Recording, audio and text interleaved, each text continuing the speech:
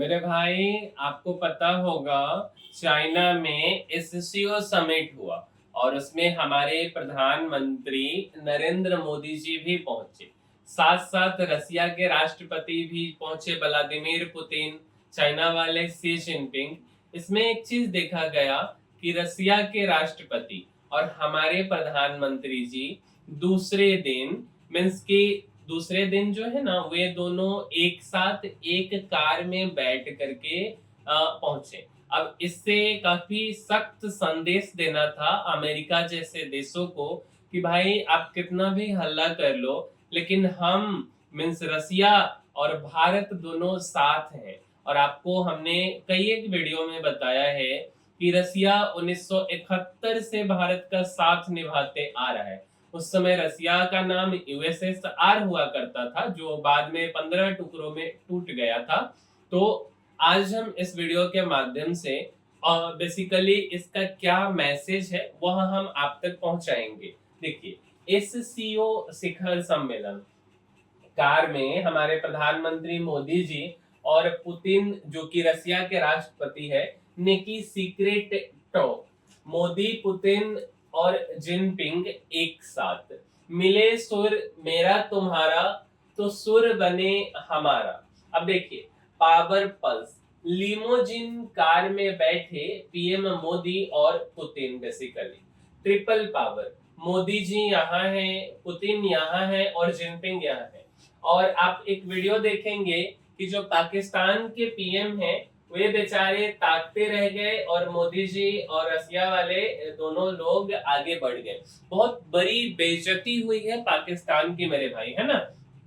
तो इसके बारे में थोड़ा सा आप समझिए। देखिए, चीन के तियानजिन में संघाई सहयोग संगठन, जिसको हम एससीओ बोला जाता है, सम्मेलन में भारत, रूस और चीन की जुगलबंदी छाई रही। तीनों नेताओं ने औपचारिक और अनौपचारिक बातचीत में एक सुर में से आपसी सहयोग और रिश्ते मजबूत करने पर जोर दिया।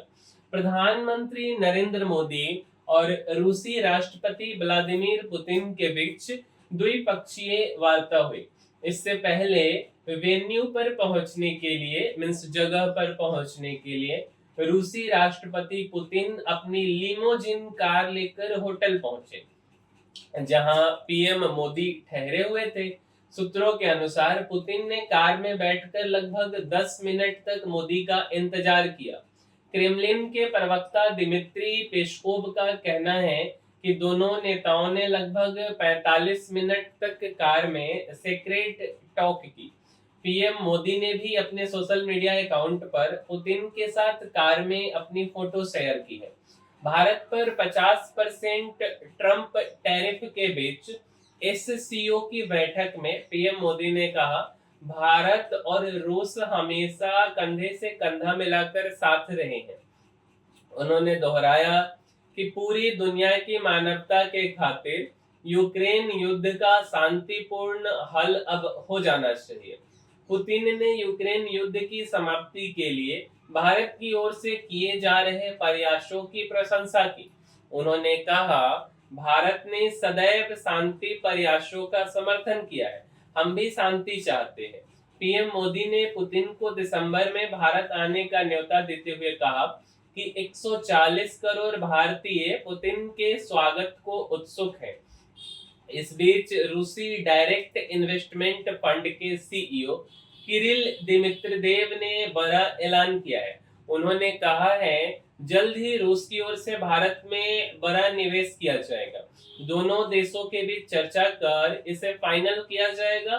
पीएम मोदी समिट से देर शाम भारत लौट आए। पहलगाम आतंकी हमले के खिलाफ प्रस्ताव पास हुआ है।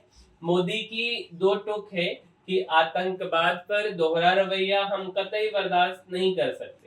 प्रधानमंत्री नरेंद्र मोदी ने एससीओ सम्मेलन के दौरान अपने संबोधन में कहा, आतंकवाद पर दोहरा रवैया हम कतई बर्दाश्त नहीं कर सकते हैं। सभी देशों को आतंकवाद के खिलाफ एकजुट होना पड़ेगा। पहलगाम हमले के अपराधियों, साजिशकर्ताओं और उन्हें समर्थन देने वालों को सजा दिलाना जरूरी है। पाक पीएम शहबाज शरीफ की मौजूदगी में मोदी ने कहा, कुछ देशों का आतंकवाद को खुला समर्थन कैसे स्वीकार किया जा रहा है। पहलगाम आतंकी हमले के खिलाफ भारत का एससीओ सम्मेलन में प्रस्ताव पास हो गया। मोदी ने कहा, एससीओ का मतलब सिक्योरिटी, कनेक्टिविटी और अपॉर्चुनिटी है, यानी संगठन के सभी सदस्य देशों को सुरक्षा, आपसी संबंध और बेहतर अवसर मिले।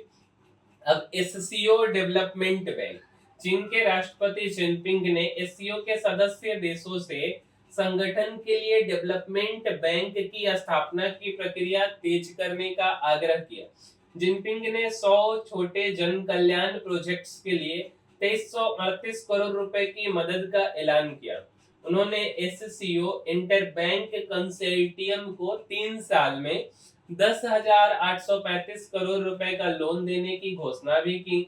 ये बैंक ब्रिक्स का न्यू डेवलपमेंट बैंक और एशियन इंफ्रा इन्वेस्टमेंट बैंक के तर्ज पर होगा। भारत की कूटनीतिक जीत, ट्रंप टैरिफ को करारा जवाब, नए समीकरण बनेंगे। एससीओ में चीन और रूस खुले रूप से भारत के साथ आए हैं। सबसे अहम बात यह है कि यह बैठक ट्रंप टैरिफ के दौर में हुई है। ऐसे में इस बैठक को ट्रंप के टैरिफ के खिलाफ शक्ति प्रदर्शन माना जा सकता है। इसमें एक बात और स्पष्ट हुई है कि भारत और रूस की दोस्ती एक बार फिर से सामने आई है। अलास्का में हाल में ट्रंप और पुतिन की बैठक में कोई फैसला सामने नहीं आया, लेकिन पीएम मोदी ने एससीओ की बैठक में यूक्रेन में युद्ध की समाप्ति का मुद्दा उठाया और रूसी राष्ट्रपति से भारत के प्रयासों का समर्थन भी प्राप्त किया।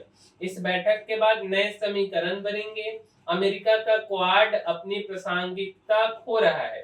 भारत, चीन, रूस का एससीओ संगठन एक बड़ी ताकत बन रहा है। मेरे भाई, वर्ल्ड मीडिया मोदी, पुतिन और जिनपिंग ने ट्रंप को दिया संदेश, ऐसा वर्ल्ड मीडिया लिखा है। न्यूयॉर्क टाइम्स क्या लिखा है समझिए। हाथ मिलाते मोदी, सी जिनपिंग और पुतिन ने एकता दिखाई। यह अमेरिका की वैश्विक नेतृत्व भूमिका के विकल्प का संदेश देने की कोशिश है। रॉयटर्स, एससीओ में जिनपिंग, पुतिन, मोदी की मुलाकात छाई रही। फोकस ग्लोबल साउथ पर और अमेरिकी प्रभुत्व को चुनौती का संदेश। अल जजीरा, जिनपिंग ने क्षेत्रीय नेताओं से शीत युद्ध मानसिकता के विरोध की अपील की। एससीओ को पश्चिमी नेतृत्व वाले ढांचे के विकल्प के रूप में पेश किया। सीएनएन, जिनपिंग, पुतिन और मोदी की बातचीत और सहजता दिखाती है। वैश्विक जो है तनाव और सुरक्षा मुद्दों के बीच यह सहजता वैश्विक मंच पर सकारात्मक संदेश है। एससीओ अमेरिकी प्रभुत्व को चुनौती और चीन के बहुध्रुवीय विश्व के विचार को मजबूत कर सकता है।